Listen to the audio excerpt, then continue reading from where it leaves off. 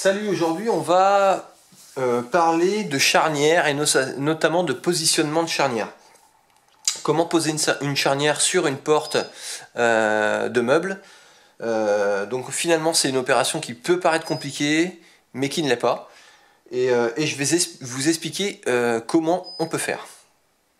Donc voilà, moi j'ai récupéré deux bouts de panneaux. Un panneau va me servir donc de montant et un panneau va me servir de porte. Je ne vais pas créer un meuble rien que pour ça, puisqu'en fait l'idée c'est comment faire pour les positionner. C'est pas vraiment créer un meuble. Donc pour ce faire, j'utilise moi le gabarit Wolfcraft, tout simplement parce que c'est pratique, pas cher et vraiment c'est à la portée de tout le monde. Alors on va en parler un petit peu rapidement, je vais vous expliquer exactement en quoi ça consiste. Tout d'abord, dans ce kit, on a une mèche, ou plutôt une fraise, de diamètre 35 avec une pointe de centrage que vous voyez ici, et des araseurs. Les araseurs permettent de découper bien le tour de notre trou. Et donc les deux dents qui sont au milieu vont permettre d'évider le trou. Donc voilà. On a également un gabarit sur lequel on va trouver tout un tas de repères.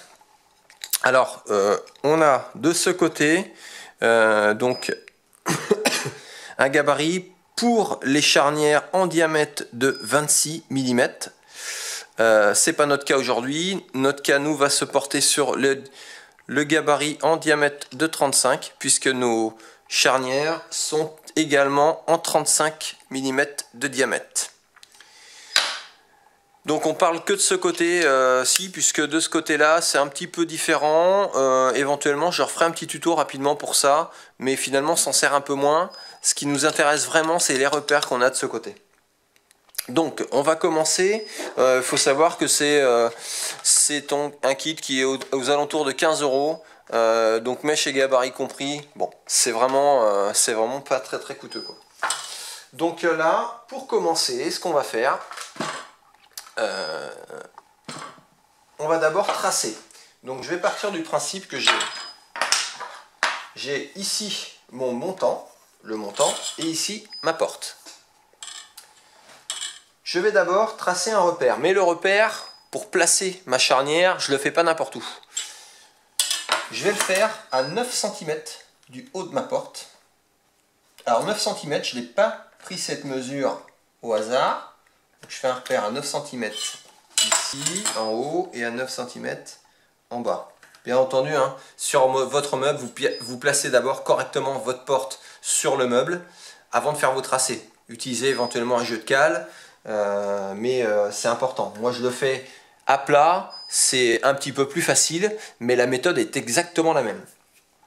Donc voilà, je disais 9 cm. Pourquoi? Parce que j'ai pris les cotes sur des meubles de cuisine. Donc c'est des cotes fabricants. Donc si on respecte les mêmes cotes, il n'y a pas de souci. Alors 9 ou 10 cm, il n'y a pas vraiment une réelle différence. Mais bon, voilà, moi je prends 9 cm, je le fais comme c'est fait sur des meubles.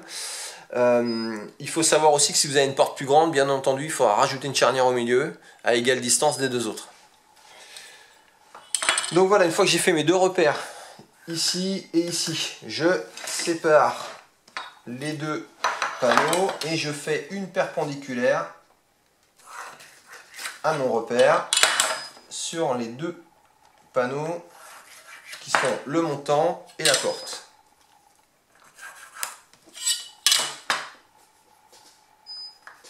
Voilà, une fois que j'ai tracé mes 4 perpendiculaires, je vais commencer par ma porte. Je prends donc mon gabarit côté 35 mm comme je vous l'ai dit tout à l'heure. Et je vais me reporter à la cote que je vois ici, qui est une cote de 21,5. Cette cote de 21,5, alors on vient placer notre gabarit contre notre champ et on fait coulisser, voilà, de manière... Bon, alors on place notre mine de crayon dans le trou des 21,5 et on fait coulisser de manière à faire un marquage. Voilà.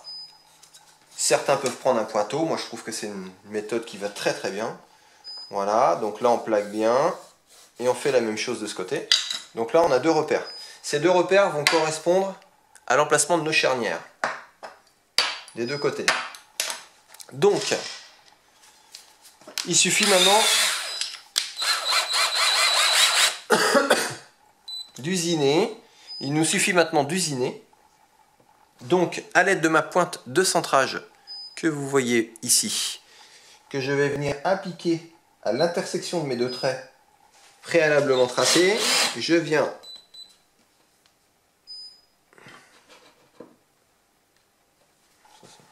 alors là, je vois tout de suite que je me suis trompé de trait et surtout que je me suis trompé de côté. Voilà, donc là on le voit très bien. Donc surtout, bêtise à pas faire. Voilà.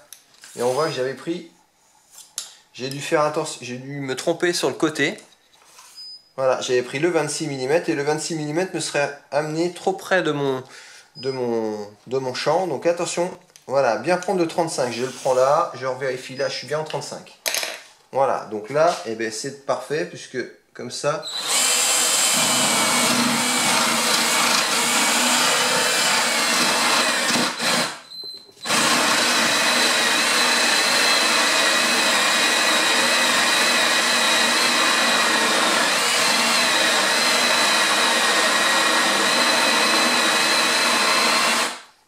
Sur un panneau de 19, je viens amener ma mèche à fleur de panneau. Voilà. Et je contrôle immédiatement pour voir si je ne suis pas trop ressorti et que je suis bien plaqué. Donc là, impeccable. C'est comme il faut. Donc sur un kit comme celui-ci avec cette mèche là, il faut venir à fleur de la mèche. Donc là pareil de ce côté, pointe de centrage sur mon intersection.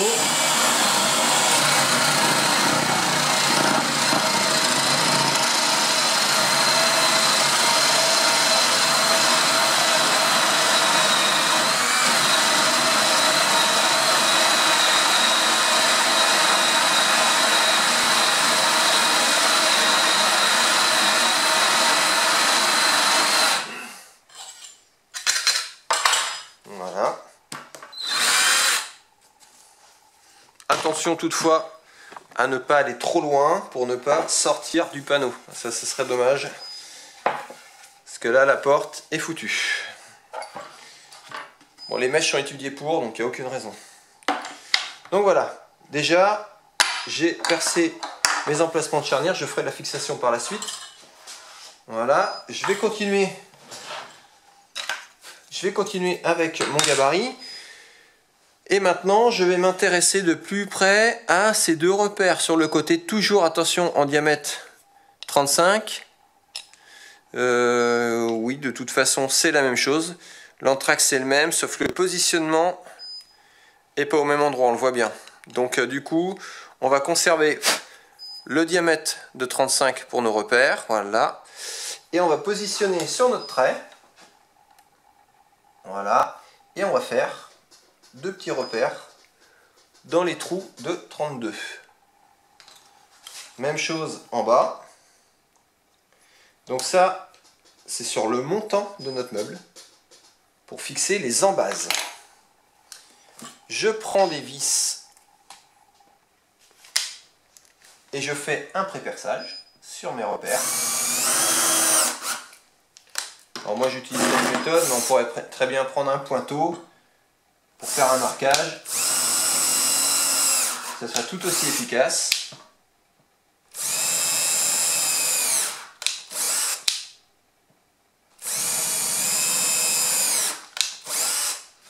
Voilà, j'enlève bien les petites bavures.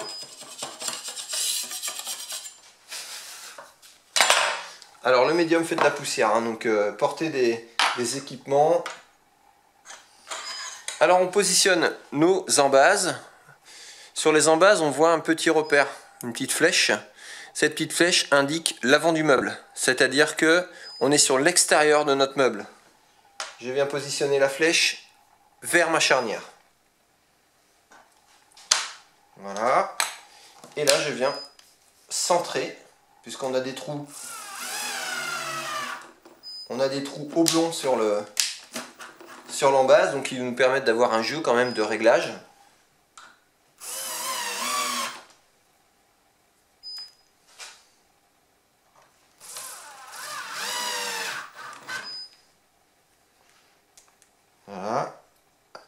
attention de ne pas prendre de vis trop grande, 20 c'est très bien.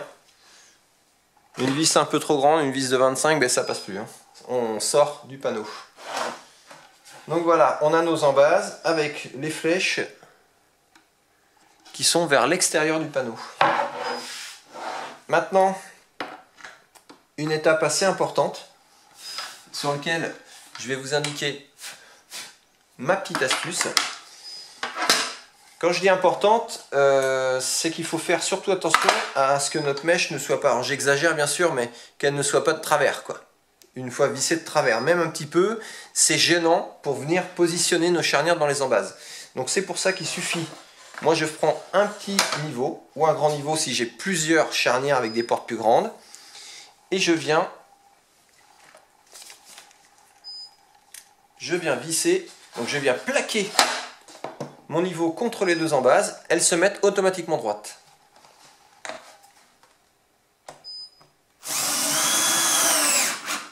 Voilà, et je visse.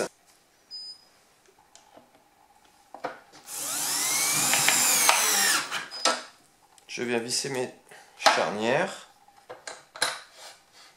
Voilà, donc là, on voit bien que ça tourne, donc il faut bien venir plaquer. Et on n'a plus ce problème.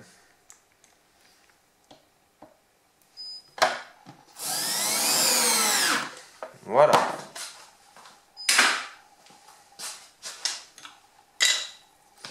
Maintenant, c'est terminé. Donc voilà, maintenant on n'a plus qu'à positionner notre porte. Alors là, je vais faire l'inverse, mais on viendrait positionner comme ça. Et voilà. Et donc ma porte est fixée. Et on voit bien, voilà, qu'elle est correctement fixée. On n'a plus qu'à ouvrir. Donc c'est vraiment extrêmement facile à faire. Voilà, j'espère que ce tuto vous aura servi et que vous allez maintenant vous lancer dans le positionnement et la fixation de charnières pour vos meubles. Allez, à ciao!